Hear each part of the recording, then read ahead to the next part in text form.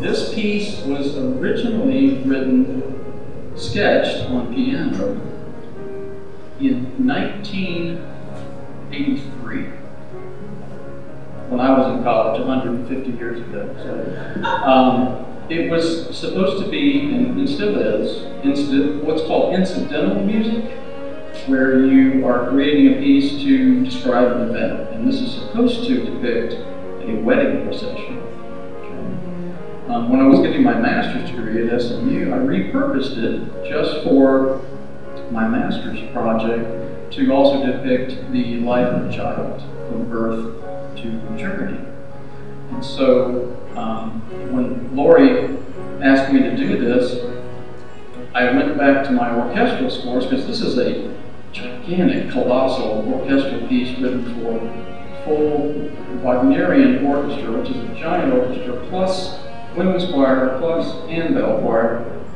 And I realized I don't actually have the piano part written down fully anywhere, and I certainly hadn't played it. So it may have seemed like I was semi-relaxed, but about 5 weeks ago, I was completely panicked. I said, guess what? I don't know how to play this my own piece. So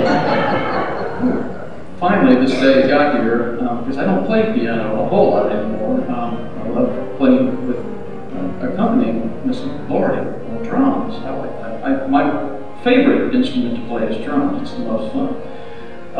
But the piece was very interesting to look at from the perspective of compacting it down into like a little bass boat when it's really big Queen Mary, a big ocean liner. So it's been really interesting to see it in this context. So,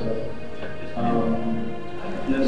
How in the world do you write an orchestral piece? I mean, how do you know every instrument plays something different or similar and it has to be in the same? I mean, how in the world do you do that?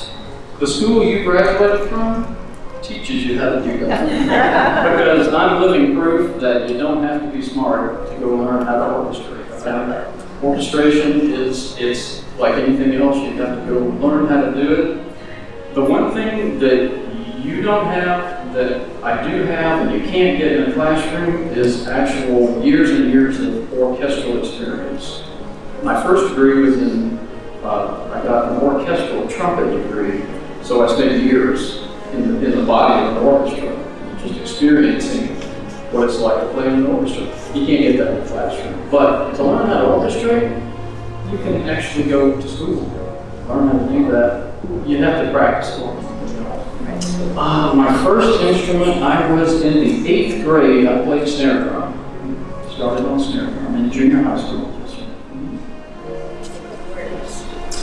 I am really pretty terrible at writing words. I do write lyrics for songs, but it takes me a really long time. I do music first. Music comes easy, and then I really struggle with words. But I like writing words because when the brain's struggling, it's learning and working, and that's a good thing. Stage fright. I don't. I'm pretty terrified right now, but I'm still working on that. Even after getting a music degree, I'm still working on that. I play drums, piano, synthesizer, and I play a little bit of guitar. Yeah. I know some artists that do it. Billy Joel wrote a song that's very percussive on piano. I can't play as good as he can, but he uses it in a very drum percussive way. Yeah, so it absolutely, it's actually in the percussion phantom. So we forget that. Speaking of drums, Mr. Drums. So we're going to do our big grand finale. We're going to put John back on the drum here.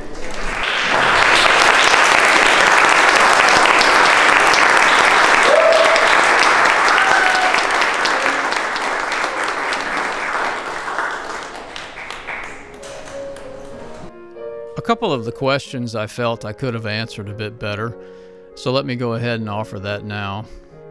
One of the questions was, do you work on lyrics or the musical beat first? What I failed to say in my answer was that I sometimes work on neither lyrics or music first, but rather I discover or form what I think is a great title that has potential for becoming a song or piece. And then I will let that title sit on the shelf for sometimes as long as several years before ever finding lyrics or music to go with it. One example was from my first album. There's an orchestral piece on that album called Daddy, What Are Shadows Made Of? That was only a title for 5 years.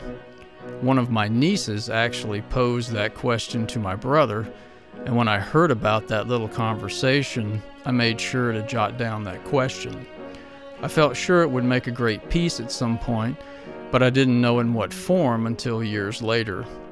After the piece was composed, I then also learned, even later in my creative writing studies at SMU, that creating titles with nothing else to go with them is a common creative approach. Many works start just like that. For example, Morris Sendak, children's picture book author who wrote Where the Wild Things Are, had titles laying around for a decade or more before ever pulling them off the shelf to craft them into a book. He actually died just a few years ago, with many such titles still unrealized in book form. The other question was, how do you manage stage fright? So my off-the-cuff answer was actually true in that I don't actively or directly manage stage fright or nerves in and of themselves. However, those aspects can be indirectly managed or controlled simply by doing the normal preparation activities common to performance. First, have you rehearsed within yourself? Are you prepared? In my case, you bet. I started out not being able to even get through the piece front to back without stopping or screwing something up. So clearly that flavor of nerve or fright was high until I got rehearsed within myself. Second is your ensemble, assuming you're not a solo performance, also rehearsed. Are you concerned with any aspect of the ensemble?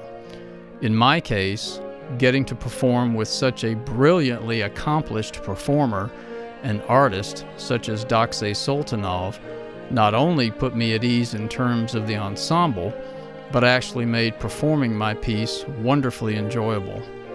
Thus, nerves and stage fright can be kept at bay naturally just by simply being well prepared, and, of course, that doesn't just apply to music performance.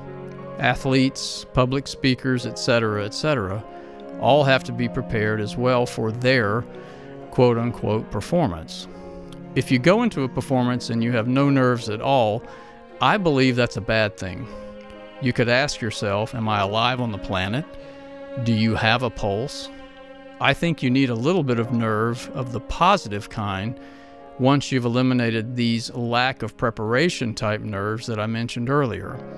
Those good nerves are good fuel for a powerful performance delivery.